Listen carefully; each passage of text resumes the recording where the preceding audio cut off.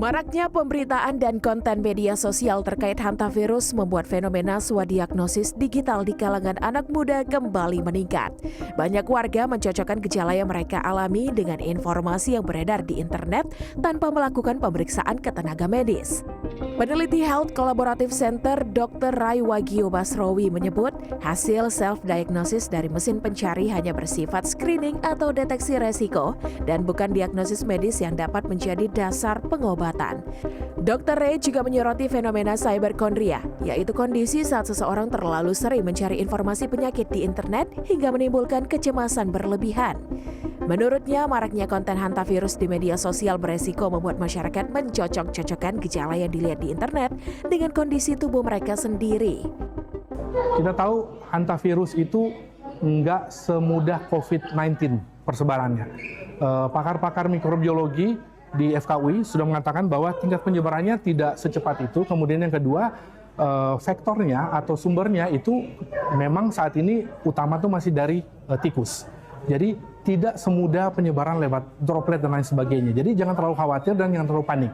Tapi waspada terhadap prokes penting dan jangan semua gejala yang kita peroleh dari sosial media kemudian kita coba relate ke diri sendiri. Nanti kemudian bisa meningkatkan health anxiety dan nanti depresi.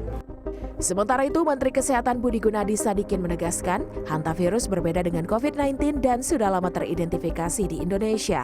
Menkes menyebut varian hantavirus yang ada di Indonesia memiliki karakteristik berbeda dengan varian di luar negeri yang memiliki fatalitas tinggi. Tapi kalau yang beredar di Asia, hanta itu nama sungai di Korea ya. Yang beredar di kita itu datangnya dari Korea, itu menyerangnya ginjal. Itu fatality rate-nya lebih rendah antara 5-15. Meski demikian, masyarakat khususnya pasien penyakit kardiovaskular diminta untuk tetap waspada. Menurut dokter spesialis penyakit dalam konsultan kardiovaskular, Dede Muswir, usai sidang terbuka promosi doktoral di Fakultas Kedokteran Universitas Indonesia, pasien dengan gangguan kardiovaskular lebih rentan terpapar infeksi virus baru.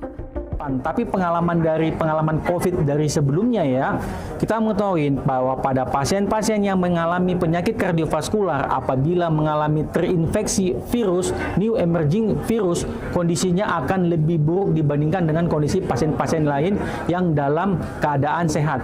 Ini penting bagi kita, terutama untuk kedepannya dari sisi preventif ya, pencegahan. Para ahli pun mengimbau masyarakat untuk tetap memeriksakan diri ke tenaga medis untuk mendapatkan diagnosis dan penanganan yang tepat. Tim Liputan CNN Indonesia.